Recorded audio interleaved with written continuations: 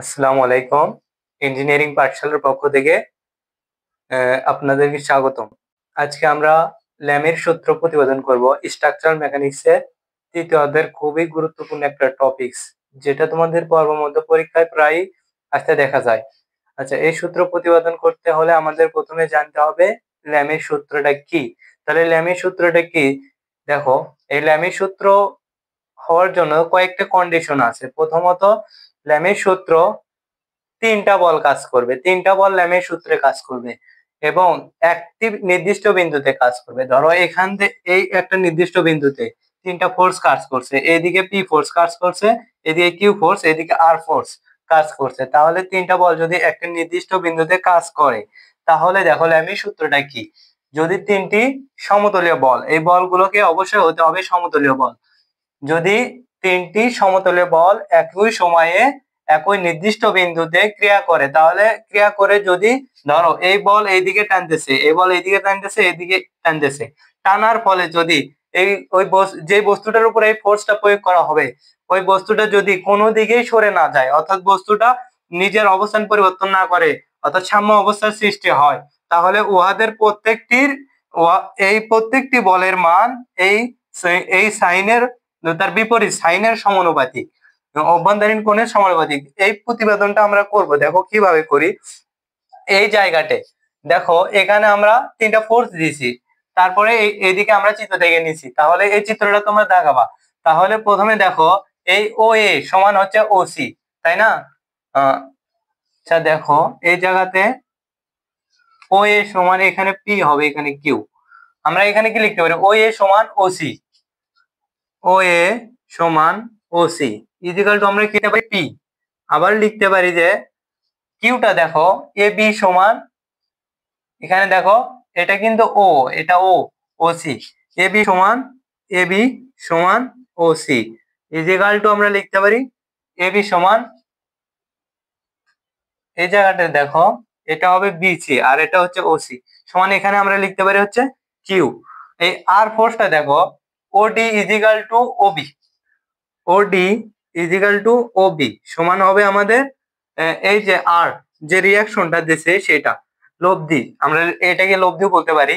তাহলে এখন আমাদের প্রমাণ করতে হবে কি, আমাদের ল্যামের সূত্রটা প্রতিপাদন করতে হবে। ল্যামের সূত্র প্রতিপাদন করতে হলে তোমাদের দেখো, প্রথমত আমরা এই যে দেখো এই ত্রিভুজ নিয়ে কাজ করব। তাহলে আমরা এখানে কি লিখবো? ত্রিভুজ এ ও বি এ, ত্রিভুজ এ ও বি এ। এই ত্রিভুজে দেখো প্রথমত আমরা দেখবো হচ্ছে যে প্রথমত আমরা দেখবো যে এই কোণ সমান কত, আমরা এই কোণের মানটা বার করব।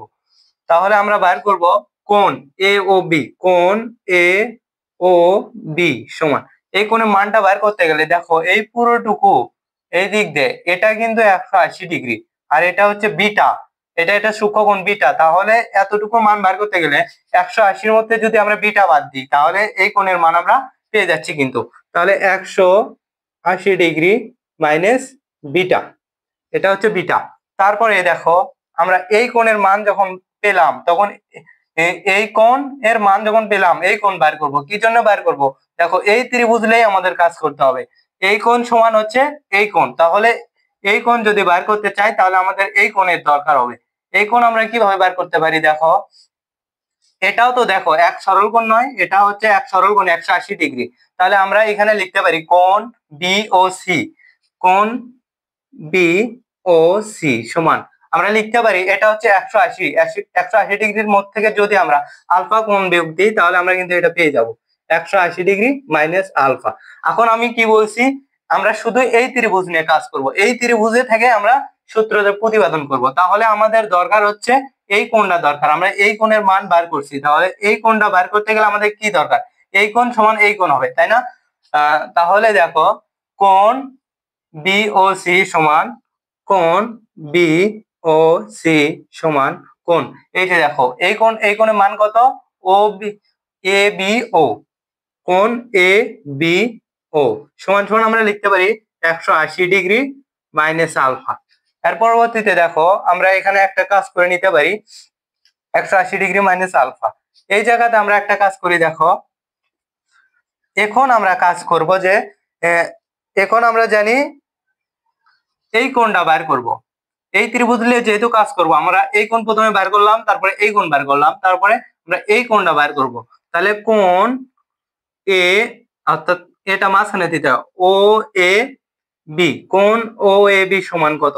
আমাদের কোণ ও এ বি বাইর করতে গেলে দেখো, একটা ত্রিভুজের তিন কোণের সমষ্টি হচ্ছে 180 ডিগ্রি, তাহলে 180 বিয়োগ, আচ্ছা, কোণ যদি আমরা এই কোণ আর এই কোণ যোগ করি, তাহলে কিন্তু আমরা 180 মধ্যে থেকে এই দুটো কোণ বিয়োগ করলে আমরা এই কোণের মান পাবো।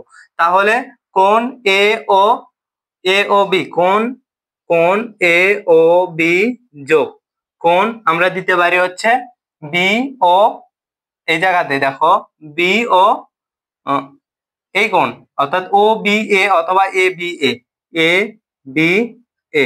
তাহলে এই জায়গা দেখো আমরা করতে পারি হচ্ছে সমান সমান 180 মাইনাস, আচ্ছা দেখো কোণ এ ও বি সমান আমরা কি লিখছি, কোণ এ ও বি 180 ডিগ্রি মাইনাস বিটা, তাহলে 180 ডিগ্রি মাইনাস বিটা, তারপরে মাঝখানে কি আছে প্লাস, তারপরে দেখো কোণ এ বি ও, অর্থাৎ এ বি ও আমরা কি লিখতে পারি 180 degree minus alpha, 180 degree minus alpha, এখানে হবে A B O 180 degree minus alpha. তাহলে এই জায়গা থেকে আমরা কি করতে পারি দেখো, 180 ডিগ্রি মাইনাস 180 ডিগ্রি, এই যে এই মাইনাস মাইনাসে হয়ে যাবে প্লাস বিটা, প্লাস এখানে হয়ে যাবে কি দেখো মাইনাস 180 ডিগ্রি, মাইনাস হবে এখানে কত দেখো প্লাস হয়ে যাবে এখানে আলফা। তাহলে এই জায়গা দেখো এই যে 180 degree, positive 180 degree, negative 180 degree কেটে গেল, তাহলে থাকলো হচ্ছে এখানে লিখতে পারি alpha plus beta minus 180 degree, minus কত 180 ডিগ্রি। আমরা এটা কোন কোণের মান পেলাম, কোণ ও এ বি, আমরা ত্রিভুজের তিনটা কোণ কিন্তু বের করছি। এখন আমরা প্রমাণে আসবো, দেখো এতটুকু একটু মিশে দিই, তোমরা পরবর্তী খাতাতে নোট করে নেবা। আচ্ছা দেখো আমরা এই কোণের মান পেলাম, এই তিনটা কোণেরই আমরা মান বার করছি। তাহলে আমাদের এই ত্রিভুজ নিয়ে কাজ করবো, ত্রিভুজ এ ও বি, ত্রিভুজ এ ও বি এ। আচ্ছা দেখো আমরা জানি কি তিন কোণের সমষ্টি কত, তিন কোণের সমষ্টি হবে 360 ডিগ্রি, এই তিনটা কোণের সমষ্টি কত হবে আলফা প্লাস বিটা প্লাস ইটা সমান আমরা লিখতে পারি হচ্ছে 360 ডিগ্রি, কারণ এটা এক এক বৃত্তের কেন্দ্রে কত ডিগ্রি কোণ উৎপন্ন হয় 360 ডিগ্রি। তাহলে আমরা এখানে লিখতে পারি আলফা প্লাস বিটা প্লাস ইটা সমান আমরা লিখতে পারি হচ্ছে 360 ডিগ্রি। আচ্ছা উভয় পক্ষ থেকে মাইনাস 180 করো, বা এখানে আমরা লিখতে পারি আলফা প্লাস বিটা প্লাস ইটা মাইনাস 180 ডিগ্রি ইজিক্যাল টু 360 এর মধ্যে থেকে যদি 180 করি 360 ডিগ্রি বিয়োগ 180 ডিগ্রি। তাহলে এই জায়গায় দেখো আমরা এখানে লিখতে পারি বা আলফা প্লাস বিটা প্লাস ইটা মাইনাস 180 ডিগ্রি ইজিক্যাল টু এখানে লিখতে পারি হচ্ছে 180 ডিগ্রি। এর পরবর্তীতে আমরা কি করব দেখো, আমরা কি পেলাম এই জায়গাতে একটা কাজ করে দেখো, আলফা প্লাস বিটা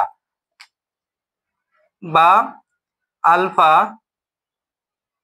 এটা হচ্ছে আলফা বা alpha plus beta equal to এই জায়গায় দেখো minus 180 degree, minus 180 degree equal to 180 degree minus ইটা, এটা কিন্তু আমরা লিখতে পারি তাই না, 180 ডিগ্রি মাইনাস ইটা। এই কোণ আমরা কি পাচ্ছি দেখো alpha plus beta minus alpha minus 180 degree সমান আমরা লিখছি কোণ ও এ বি, এই কোণের মান বের করছি, অতএব কোণ O A B equal to 180 degree minus ইটা। আচ্ছা এইভাবে আমরা তিনটা কোণেরই মান বের করবো, অনুরূপ ভাবে সবগুলোই বের হবে দেখো বিপরীত, আমরা এখানে লিখবো হচ্ছে অনুরূপ ভাবে পাই, অর্থাৎ আমরা অনুরূপ ভাবে একই জিনিসটা পাবো। দেখো কোণ ও এ বি যদি আমাদের বের হয় ও এ বি সমান হচ্ছে 180 ডিগ্রি মাইনাস ইটা, আর এই জায়গাতে আমরা লিখতে পারি যে আবার কোণ ও এ বি, আচ্ছা এ ও বি, কোণ এ ও বি সমান আমরা লিখতে পারি এই জায়গাতে 180 ডিগ্রি মাইনাস, আচ্ছা এই জায়গায় দেখো এতটুকু তো ক্লিয়ার। আশা করি এতটুকু তোমরা বুঝতে পেরেছো। এর পরবর্তীতে আমরা কি করব দেখো, এর পরবর্তী ধাপে আমরা এক কাজ করব যে ত্রিভুজ এ ও বি নিয়ে কাজ করব। তাহলে আমরা কোন ত্রিভুজ নিয়ে কাজ করব? ত্রিভুজ এ ও বি। এই সূত্রটা একটু মিশিয়ে দিলাম, তোমরা দেখে নিও।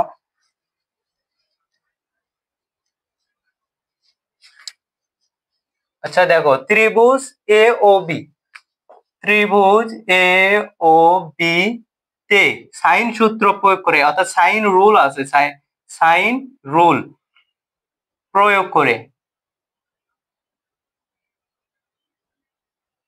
সাইন রুল প্রয়োগ করে তার মানে কি, এটা সাইন রুলস একটা নিয়ম আছে, সেটা হচ্ছে এরকম।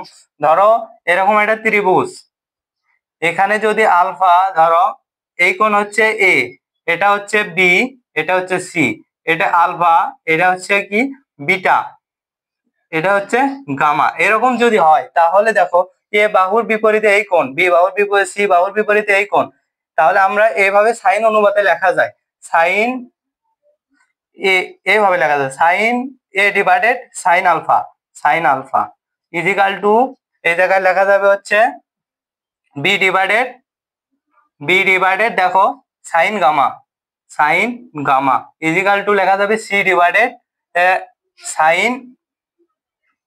সাইন এই যে দেখো আলফা বিটা, এই সির বিপরীত কোনটা হবে? বিটা। তাহলে এই জিনিসটা সাইন সূত্র এখানে প্রয়োগ হবে, সাইন সূত্র প্রয়োগ করে আমরা কি পাবো দেখো, এই জায়গাতে আমরা পাবো হচ্ছে দেখো, আমরা এখানে পাবো হচ্ছে পি ডিভাইডেড কোণ সাইন, আচ্ছা সাইন কোণ, আচ্ছা পি ডিভাইডেড এখানে পাবো আমরা হচ্ছে সাইন কোণ, এই যে পি আছে কোন সাইড দেখো এই সাইডে, তাহলে এর বিপরীত কোনটা হবে? এটা কোণ এ বি ও, কোণ এ বি ও, এ বি ও যোগ, আবার আমরা এখানে যদি কিউ লিখি ইজিক্যাল টু, অর্থাৎ সাইনের সমানুপাতিক, কিউ ইজিক্যাল টু আমরা লিখতে পারি, দেখো কিউ আছে এখানে, তার এর বিপরীত কোণ হবে কোনটা? এটা।